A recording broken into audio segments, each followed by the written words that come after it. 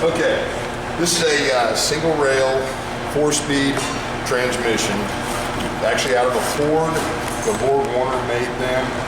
They put them in Jeeps, Chevys, Fords, anything the Ford Warner could sell to them. Very basic 4-speed manual transmission. Why it's called a single rail, because it has a single shift rail.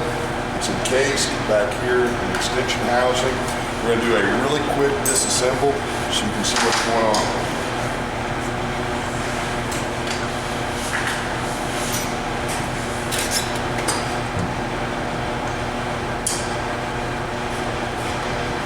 Start with the shifter.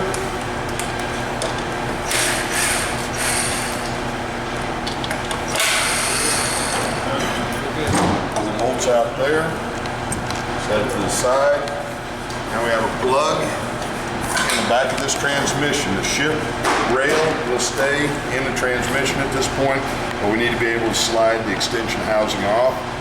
There's a plug in the back of this transmission. Will just pop out. Looks like a freeze plug. It's just a seal. Inside of here, we'll have a 13mm nut. Pull it out.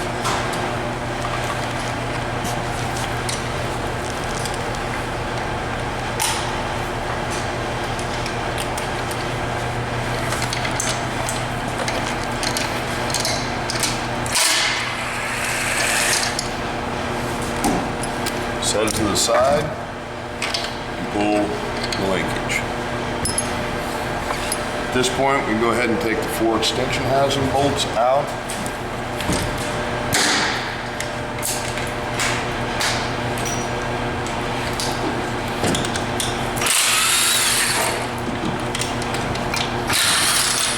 Actually, there's 5.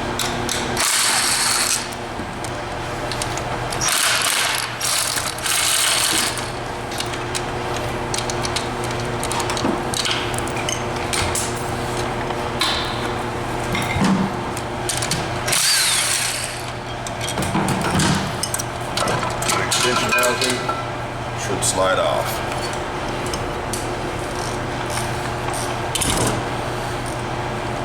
We'll take the bell housing off, get to our transmission case.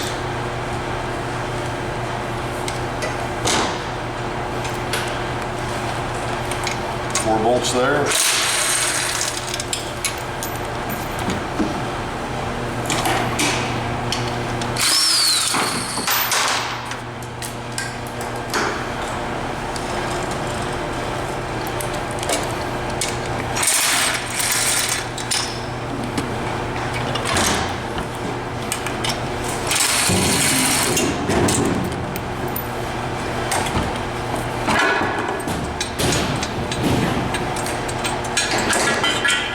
Set that to the side. Now we're going to remove the top cover.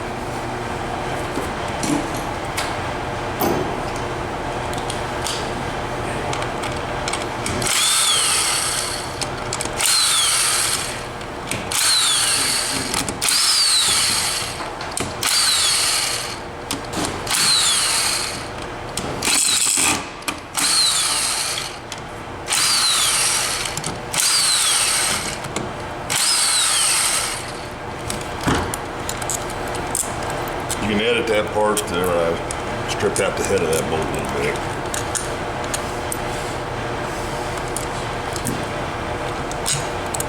Okay, when you look at the bolts holding the top cover on, we have 2 what's called shoulder bolts. Those are designed to fit in that hole and this hole back here. That's to align the top cover to the transmission case. It's a single rail transmission. It has 1 rail controlling 5 gears, 4 forward gears, 1 reverse. So we'll set that to the side. These also are called shift forks. All right, when we start looking down inside of this transmission, you can see all of the gears. We have an input gear and an output gears. This is a main shaft with all of the output gears. And buried down deep inside is some people call it a cluster gear. We typically call it a counter shaft. First thing we're going to work on is this is our for reverse. There's a gear down in here. Can you get a good shot at that gear? And I'm going to slide it back and forth. That is for reverse. We'll get into that a little bit later on, how that works and why it is a spur cut gear and every other gear inside of this transmission is Healy cut. It's called a reverse idler gear. There is a spring-loaded washer right here that if we push down on it first and then flick it, should be able to bring that out. And then we're going to pull, it's not tight, we're going to pull reverse pivot. At that point I can pull the reverse linkage out and we're ready to finish taking this thing apart. Now before we take it apart, I'm going to do a quick review on what's going on inside this. We can see these brass colored rings in here are what's called blocking rings. That's all part of the Synchronizer assembly. We're going to talk about this a little bit later on what happens when these go out. But I'm going to show you a quick check as you disassemble. You see how they have quite a bit of play in here, and they're supposed to in this state. When we shift a transmission into any particular gear, first, second, third, or fourth, our Synchronizer sleeve pushes through keys and dogs in here. We'll actually push this blocking ring up towards the intended gear. And right now you can see that it's not loose anymore. This is the point where we need to check the clearance. When you have a transmission, a manual transmission that grinds between gears, typically this is where it starts. Now there's many factors that may cause this, but the grinding itself is occurring because of these blocking rings. I go ahead and slide this up to start the engagement, and I'm going to take a feeler gauge and stick it down in there. It doesn't help to do it like this because I got a ton of slack there. So if I start to engage this to where I can feel it's nice and square, because I'm pulling on both sides of the sleeve, so it's nice and square up to it. Now I can drop a feeler gauge down in here. I'm not actually going to gauge this yet, but just so you kind of understand what's going on.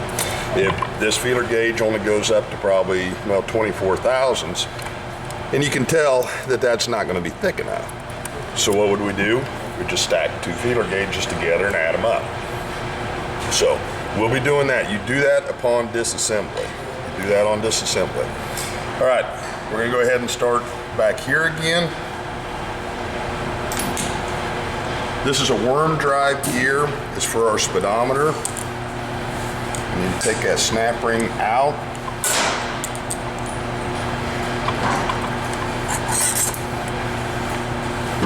We're going to pull our gear off.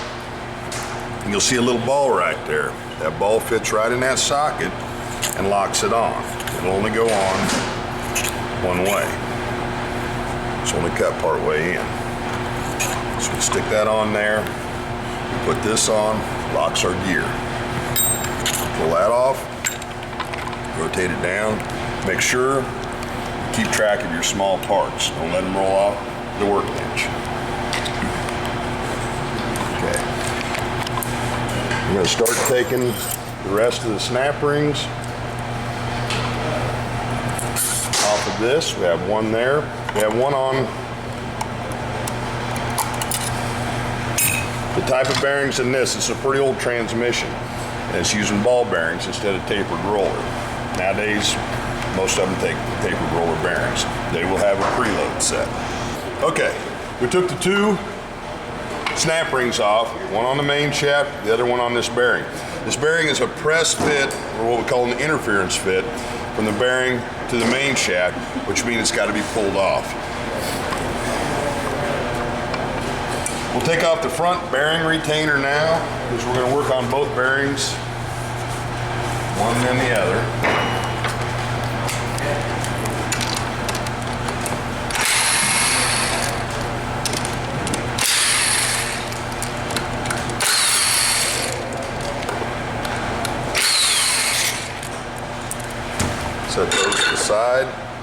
So front bearing retainer, it's got a seal right here.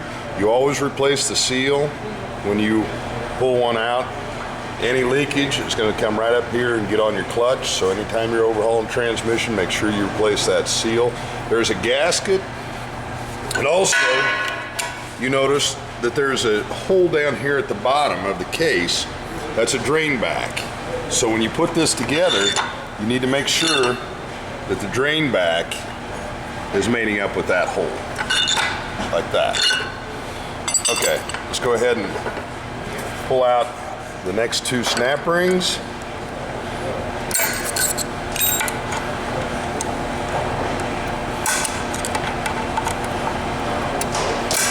Don't do this to me.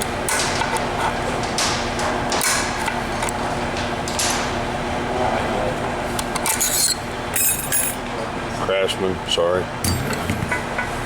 Okay. Now to get these apart, it's not unusual to have to pull bearings off of shafts to get them apart. They want to make the transmission case as small as they can, and you can see that this will not come out. It won't clear. So we're going to have to pull both the front and the rear bearings off. It relaxes everything, and we go ahead and pull the input and the main shaft bearing. Do that. We're going to use a set of collets. Let me see if I can find the right size. That looks like the right size. You can see we've used this type of a setup before on rear axles. And if you put this on here, you get a close-up array, you can see on both sides where it's catching that retainer groove. This next one will go on and grab it fully.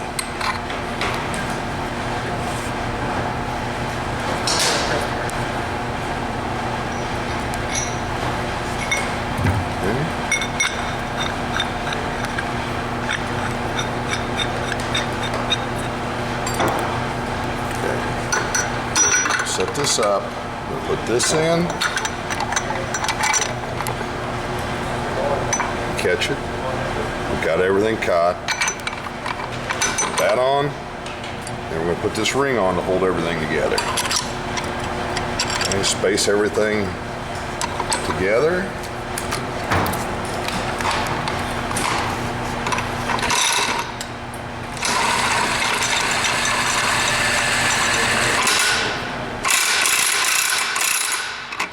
And I always rock it a little bit back and forth so it's not binding in the transmission case. Same way when we put it on. It's good to rock it to make sure, because it is a slip fit in the case, but if it binds and cocks a little bit, you can break the transmission case. See, that one came right out.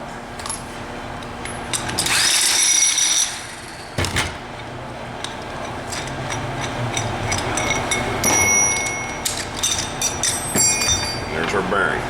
There's the groove that we used to pull it with. Set that one to the side. Take our rear bearing out. It's the same set of collets we used. There are many, many different sizes of collets available. But we are going to need a longer tube. Okay. It's just not going to be long enough. So we'll set this one up the same way.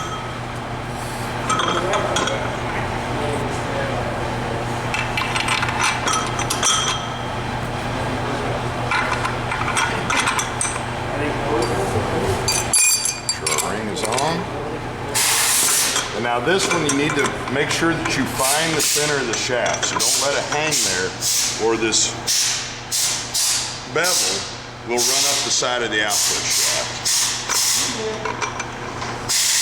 Start this in.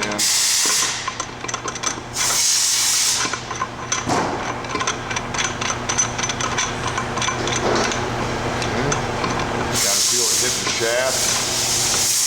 Try to center it.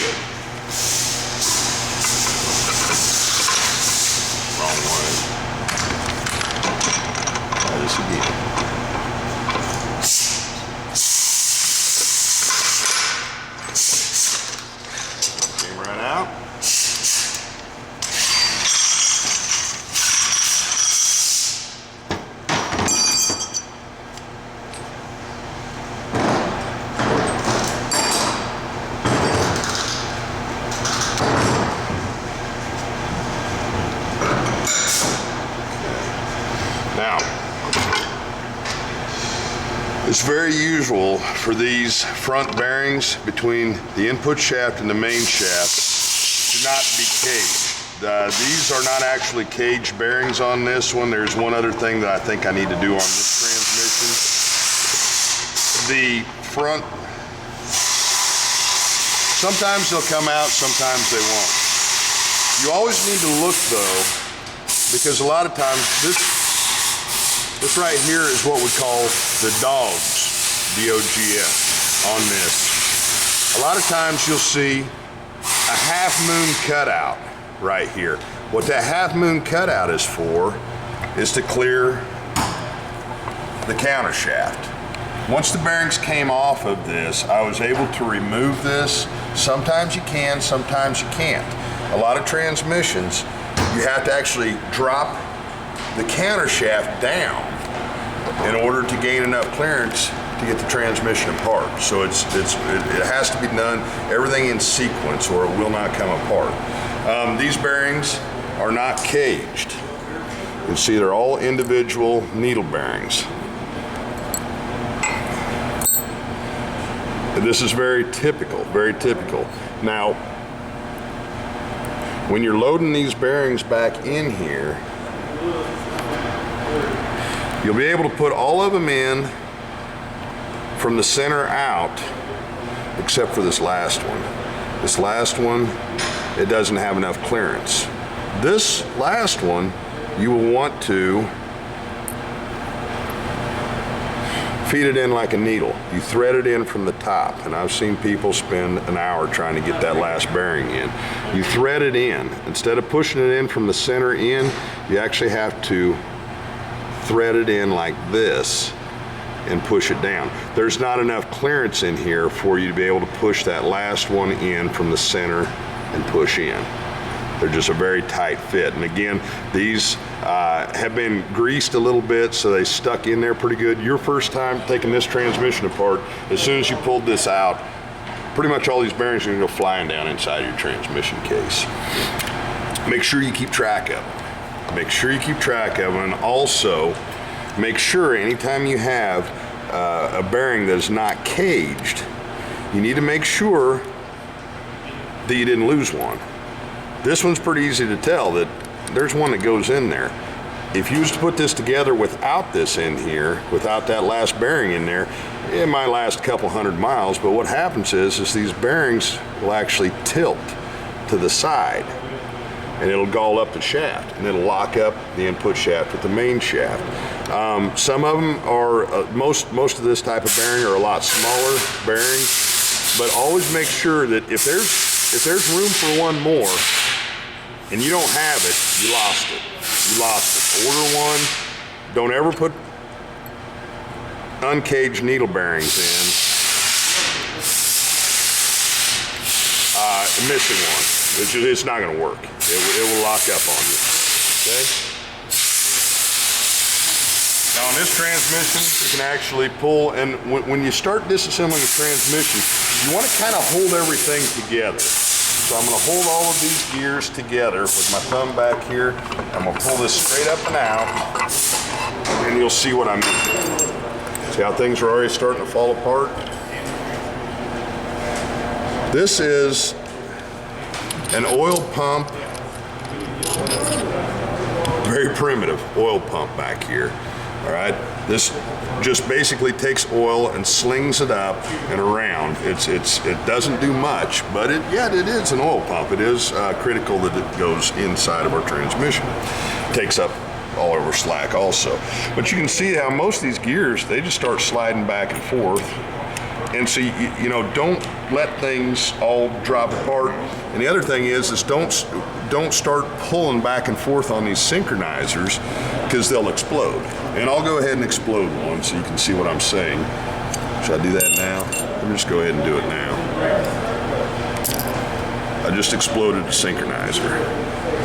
This is the most common thing that people do. They explode the synchronizer.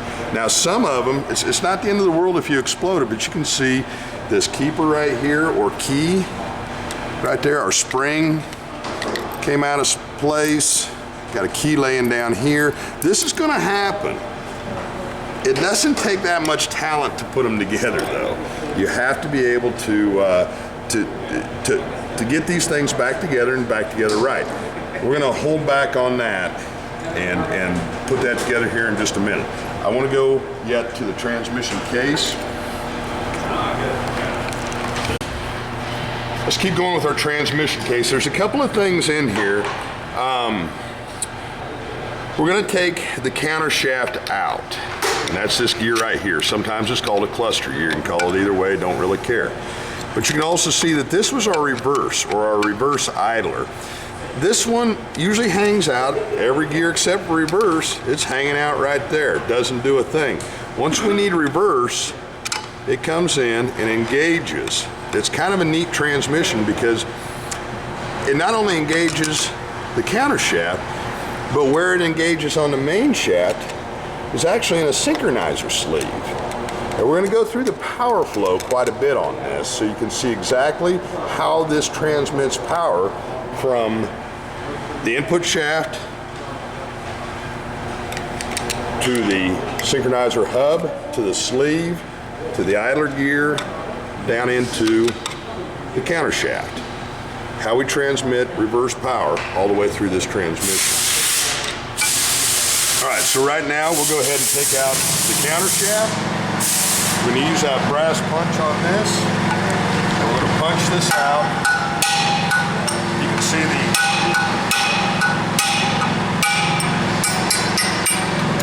the end of this has a little roll pin in it. That roll pin just sets right in that groove. That roll pin, you should never have to remove it. You can slide this counter shaft right out. Okay. This counter shaft has needle bearings down inside of it. And they are not caged either. Again, they're held in with grease, but you can see it's got a little washer on there. I'm not going to take those apart, but it's got a little washer. That washer needs to be in there because it has to have something for those needle bearings to rub on. Same way up here. All right, something that's a little bit different on here is you'll notice that we talked about helical cut gears and how when they run, they actually have a thrust. So they thrust, if you're driving, pulling the car from a dead stop, they're thrusting one way. And if you're backing off the throttle on the highway, and we're in what's called engine braking mode, it's thrusting the other way. Because actually at that point, the car is driving the engine, so everything's backed up. Something that's a little bit unique on this transmission is that this is a thrust washer, and so is this. The difference is this is steel. It's a steel-backed washer with brass, and this one is made out of plastic. You don't want to get these mixed up. Typical thrust on this transmission is going to be in the rearward direction.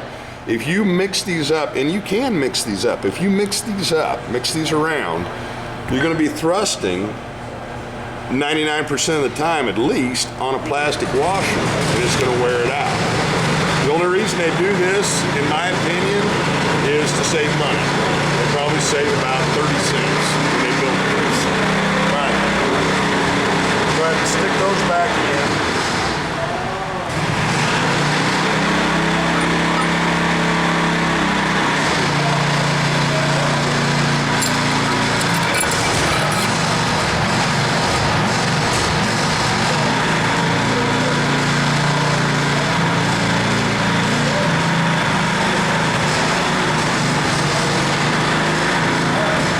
Take the reverse idler out, although you can see that this does have an O-ring on it. This O-ring's a little bit worn out, but the only thing that O-ring is for is to keep this gear from rattling. Keep that gear from rattling.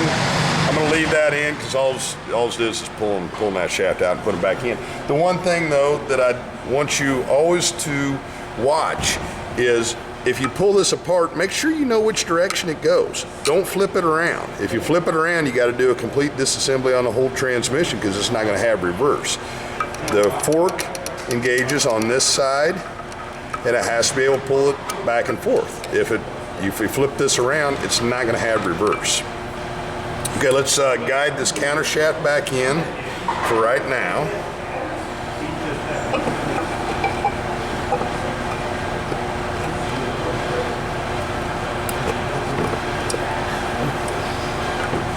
This is not the easiest thing you can do, because we have to center the washers. You see my fingers down in there? Everything has to be centered.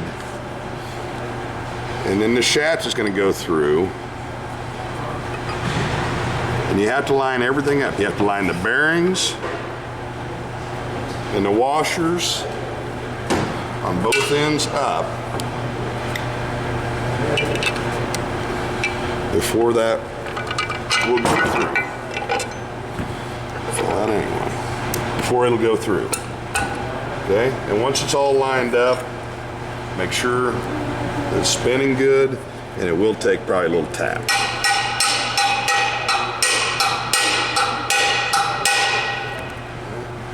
See, we got free movement here. Don't tap on this thing until you know that the washers are all in place.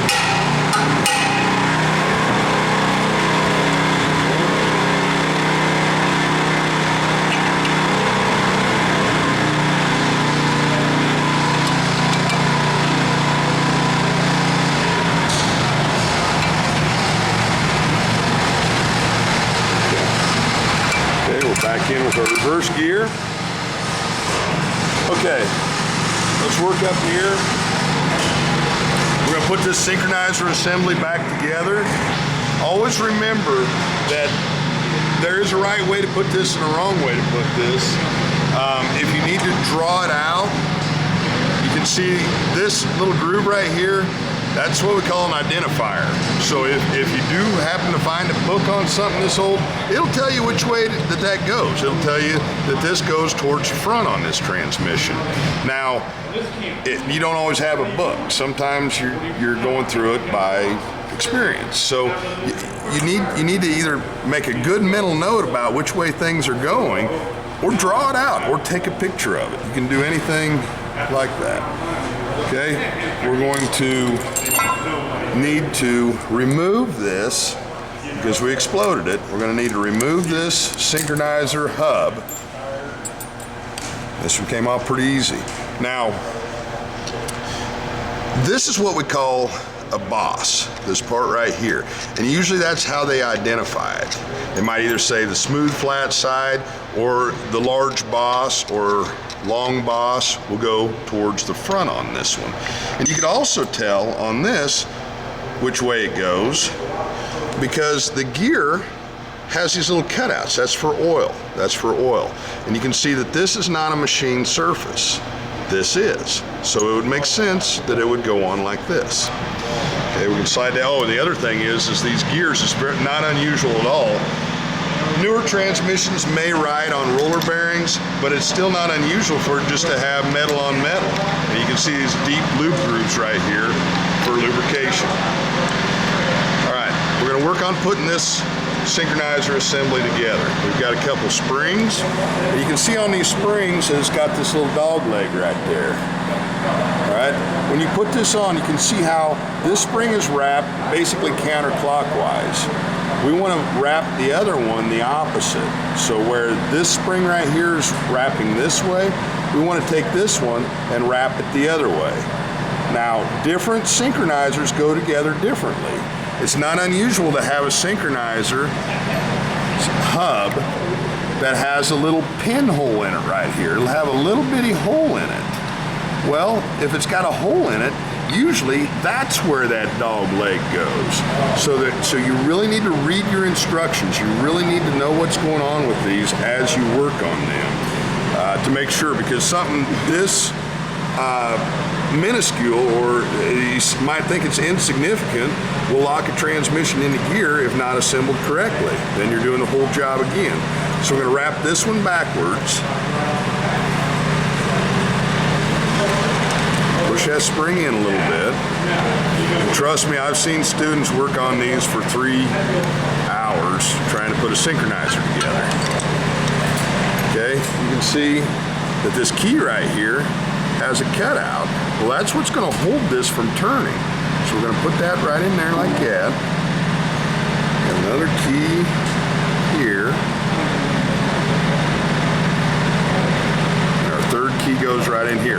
It's very typical to have a 3-key setup, Now, on the inside of our sleeve, this little deep inset groove right here, that's what kind of locks this sleeve into a neutral position.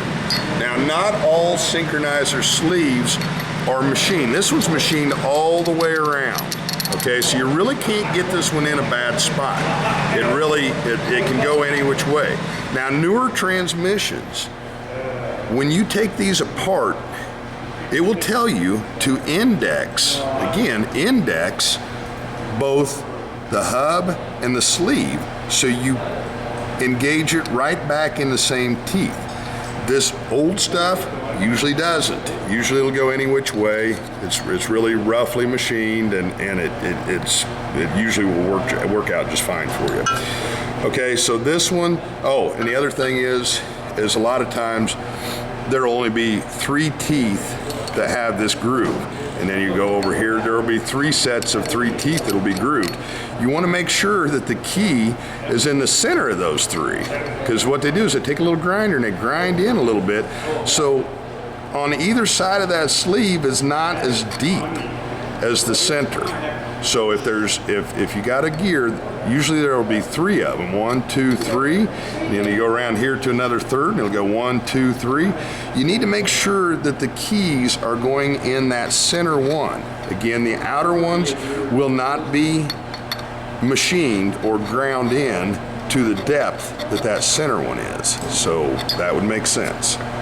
All right, we're going to try to put this, I got it kind of on some rubber here, but I'm going to try to get this. You got to kind of hold everything together.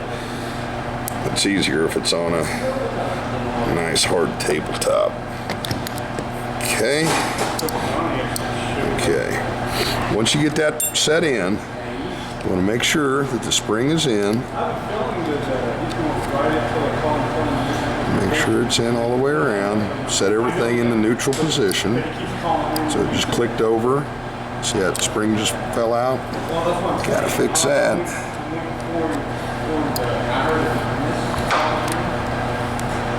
That surprises me. Okay, now we're back in there. Never hurts to double check everything. Okay, now we're going to go ahead and assemble this thing. All right, blocking rings. Your blocking rings. You've got 3 little windows right here. Those little windows are made to set in those keys, just like that. Now everything's together on that synchronizer. Everything's locked in. You go ahead and slide this blocking ring onto this gear. Remember when I checked the clearance? That's what I was doing. And you can check it right now if you wanted to also. When you're reassembling, if you're putting new blocking rings in, it's a good idea to go ahead and check it out again. You can set this up snug. See how I'm turning the gear a little bit, seating it down there, and hold it firm, and I can go through and check that with the feeler gauge. They'll always give you a minimum dimension. They'll never give you a max. They always give you a minimum. When these wear, these little teeth in here wear out. When these little teeth wear out, it brings this gap smaller and smaller and smaller. And that's where you get raking when going in between gears. When it starts raking going in between gears, usually you'll notice that instead of these gears, can you get a close-up of those? They're real nice and pointy. This is actually a really nice transmission for a 40-year-old transmission. They're nice and sharp. These dogs are nice and sharp, not rounded over. They're at a point. That's how you want them to be. If the dogs are rounded over, then so are the sleeve. The sleeve right here is what engages in those. So it's going to be hard. If they're not nice and pointy, it's going to be hard to get it in gear. It might not rake anymore, but it's going to be hard at times to pull it into that gear it's damaged. So everything that, in that case, you need to replace it. Okay, now we said that this was the machine surface. I'm gonna go ahead, I usually get in the habit of going ahead and grabbing my block ring so I don't explode it.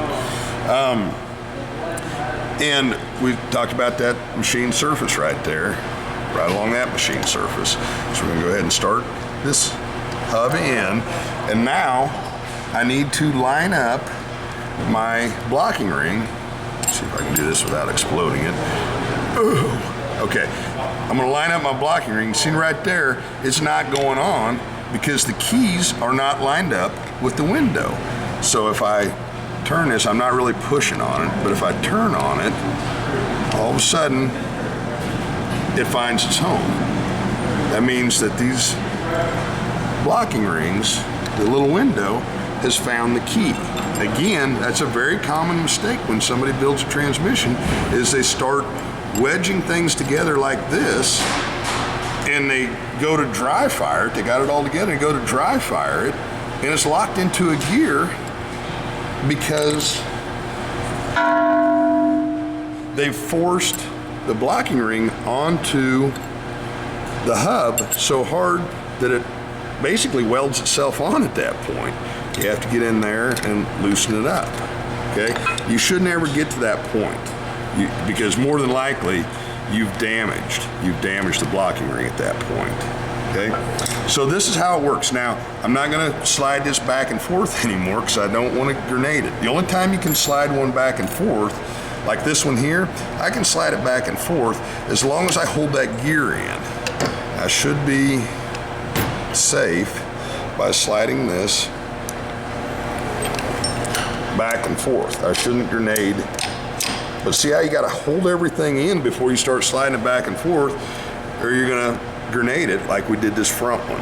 Okay, so everything has to be held in tight, otherwise those little keys will just fly out and you have to take it all the way apart and rebuild the synchronizer or put it back together. Okay, we're gonna go ahead and put our snap ring on. It's holding that in place.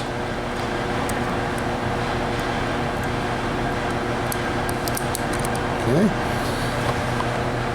And now we're gonna go ahead and load the case up. This is the back portion of the case. And I'm gonna go ahead and load my main shaft again. I'm not gonna pick it up down here because all my gears are gonna slide out. I'm gonna have my hand right here, and I'm also not gonna pull on this because I'm gonna grenade it. So you gotta be kind of careful on what you do. And slide this in, see where my hand is? I'm gonna slide this right down inside the case, hopefully not grenade anything. There's my little oil pump. Go ahead and slide him up there.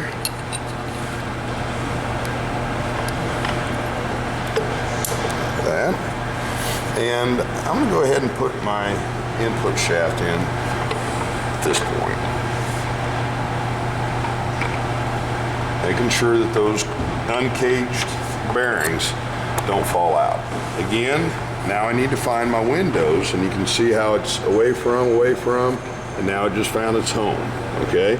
So back here it was not engaged in the keys. Those little windows weren't engaged, and you can see how I'm actually spinning it a little bit. I'm not putting a lot of pressure on it, and all of a sudden it dropped. That is correct. That's the correct way to do this. All right, now I really don't care about whether I put front or rear in first, but I'm probably just gonna put the rear bearing in first. To do that, we're gonna use another set of tools, pretty much like we did when we pulled it off, some of the same tools. Make sure when you put this on, you're putting it on the correct way. The little groove right here needs to be the outside. If you flip it over and install the bearing, it'll go on this way, but you'll play heck getting it back out. You got no way to grip on it. So you need to make sure that the bearing goes on the correct way. And again, it's an interference fit. So to do this, we'll use this tube again, but we have to have something to pull against. So we're gonna find out of these the tightest fit, which is this collet right here. That is the tightest fit. This one won't fit. This one will fit, but it's a little loose. So we want the tightest fit. We're going to thread it on to this piece. Thread that all the way on. Now we can hold on to the output shaft. And we can take this long tube, thread it onto here, and that tube is going to push against that bearing.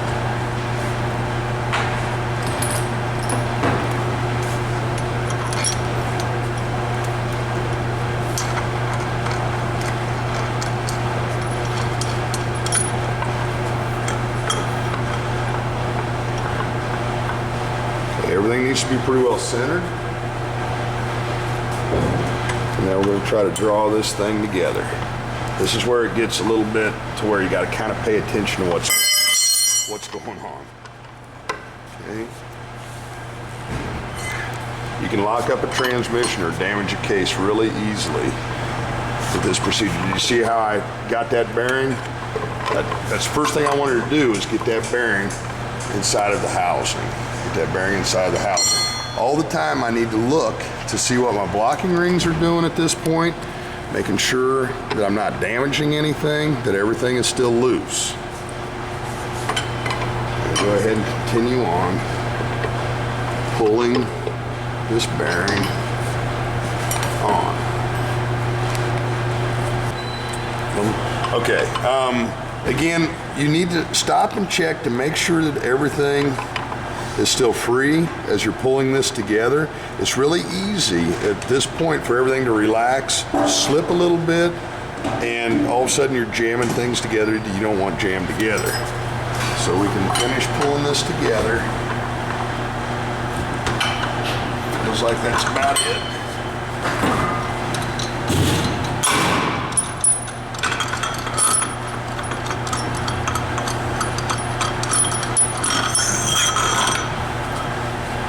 Sure I got that on all the way.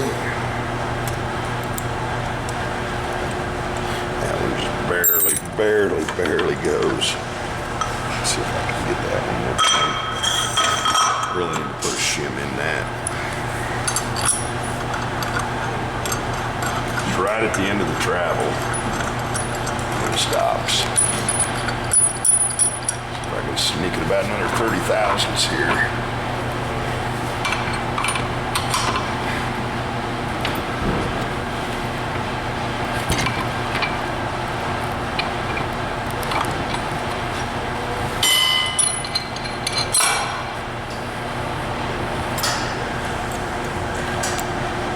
Now I'm going to have to put a shim in.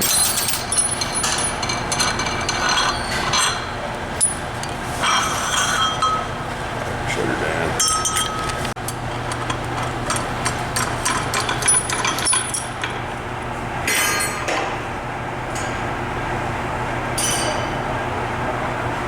We ran out of travel on that, so I just put a little shim in there.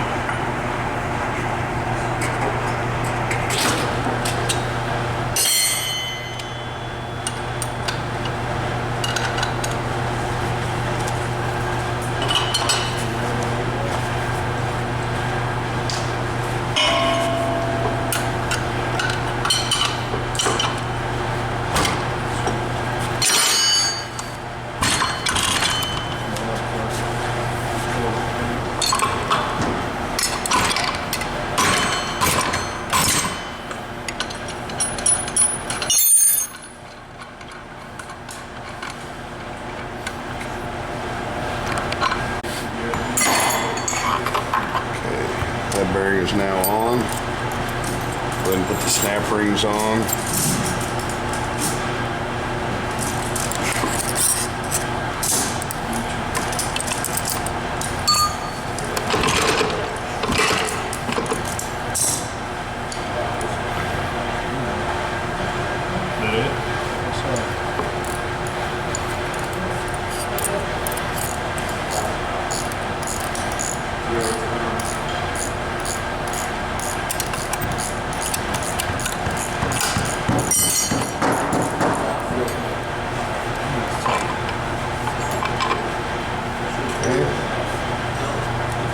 Now we'll pull the front bearing on. Again, we need to make sure we have the smallest collet, and that is going to be the smallest one for this. Bearing on, groove out.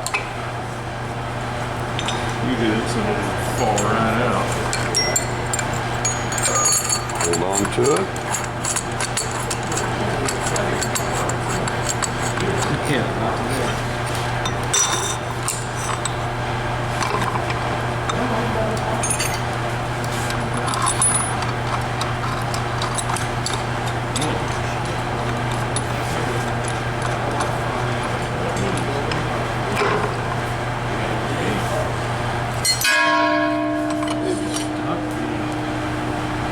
Pulling that bearing on. Again, stop. Check everything over. Make sure it's going in the housing. Make sure all of your blocking rings are loose. Because you're pulling it in. Blocking rings are loose, and they should move about that far if their windows are in the keys. Okay, so everything needs to be lined up as you do this. Doesn't hurt to double check everything. Just make sure everything's right. Okay, we'll continue to draw this together. And again, I'm kind of pushing it in, and I'm also watching for my movement inside of my case. And make sure I'm not binding when it goes in the case. So there's a lot of jiggling. And you really need to watch things. Make sure that everything is going in properly. Yeah, it's still dry here.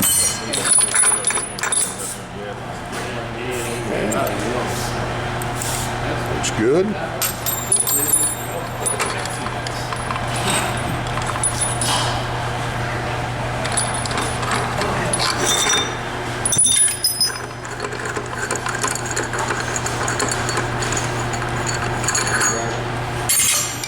Snap rings on.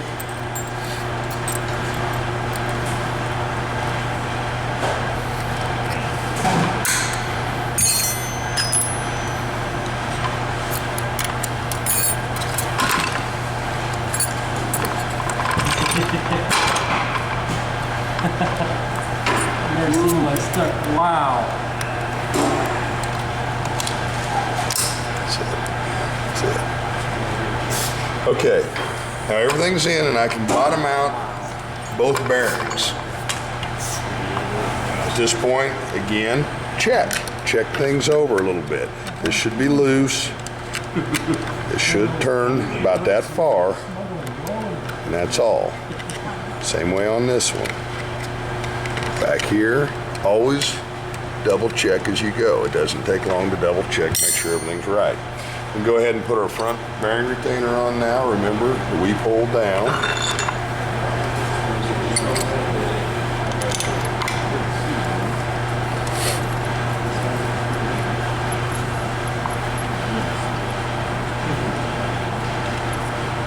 Wouldn't jumbled all them bolts together.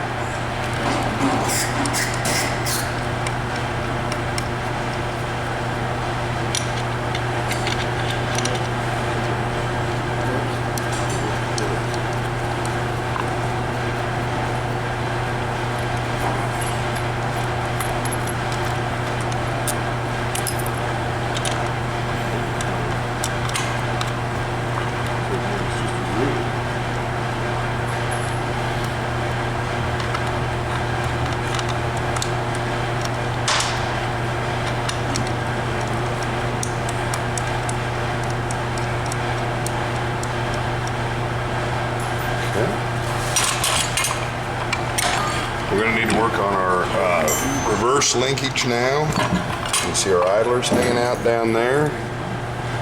And we had our shifter. And the shaft. I'm going to try not to drop this down in there. I need to guide this part right down into that groove on the reverse idler. Like that. And we'll swing this over. and start threading this in the case. And here's another place you can mess up. You need to constantly jiggle this around, back and forth as you're putting it in. If this cocks on here, it's going to corkscrew and bind up, and this happens every year. You need to jiggle this around as you're putting shaft in. That's all there is to it. Now you can tighten it. You have your movement right here. Everything is just as it should be. All right, we'll take the little wave snap ring.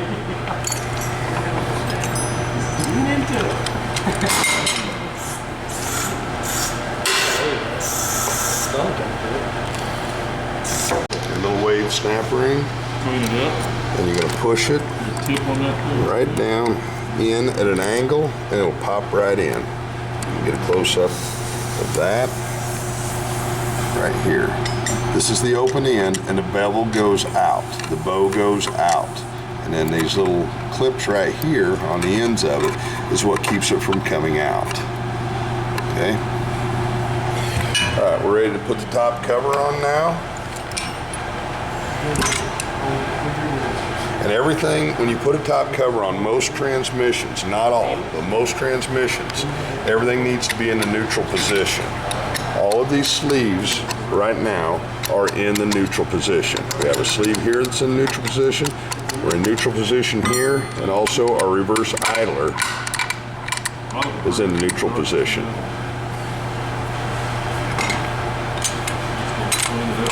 Your top cover. Right now we are in the neutral position. You can see how I can move the shifter back and forth. If we were locked in a gear, that's in a gear. And you can see that I'm not in neutral. I can't move it all the way through. Once it's in the neutral position, now I can move it through the gears. This is neutral position. So we get down here and watch as we guide this in. And make sure that it hits everything just perfect. You want to start with your 2 shoulder bolts. 1, 2, put them in the guide pin holes. Tighten that back up. I've never seen it. Push the bolts in.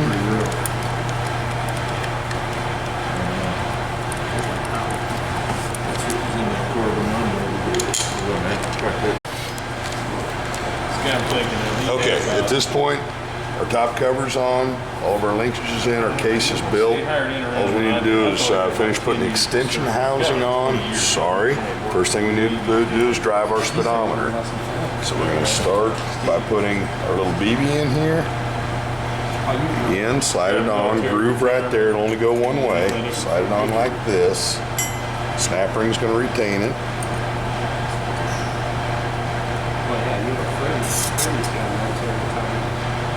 Takes his video, carries it around for his phone. He's got more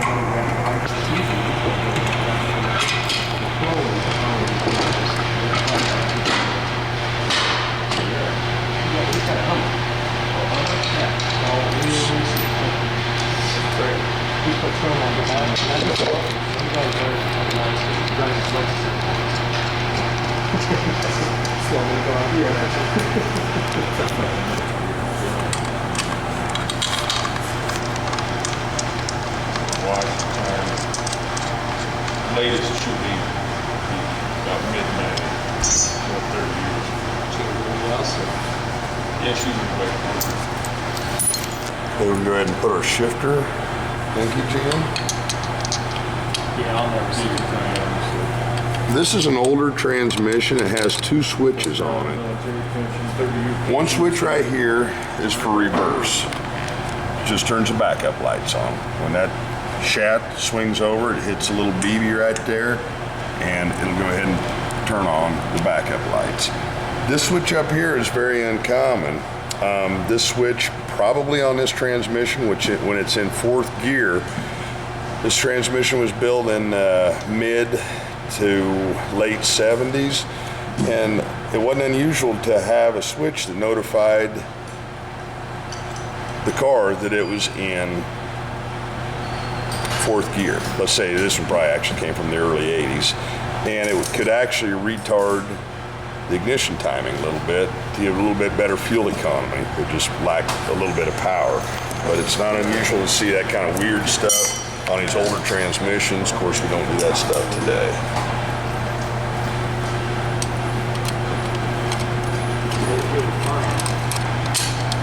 There's our linkage right there. A little plug in the back.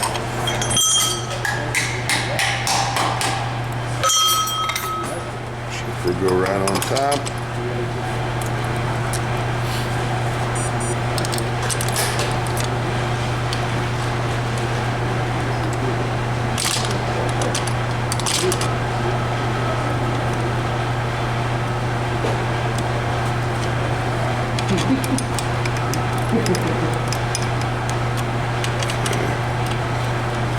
This should be ready to dry fire our transmission. This one's got spring loaded. I think that's first. Kind of see what's, no, I'm sorry, that's reverse. Okay, that's reverse gear.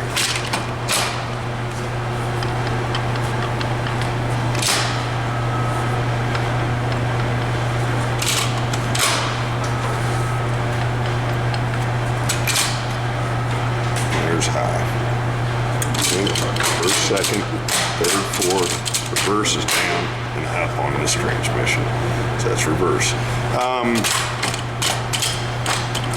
You gotta kind of watch dry firing. Usually it doesn't hurt anything, but if it doesn't want to go, you can really damage the blocking rings. If there's a problem with it especially, but it's some transmissions that don't really like to be dry fired, so just kind of keep that in mind. But this one, everything seems to be working just fine on. We'll bolt the bell housing back on and start discussing them.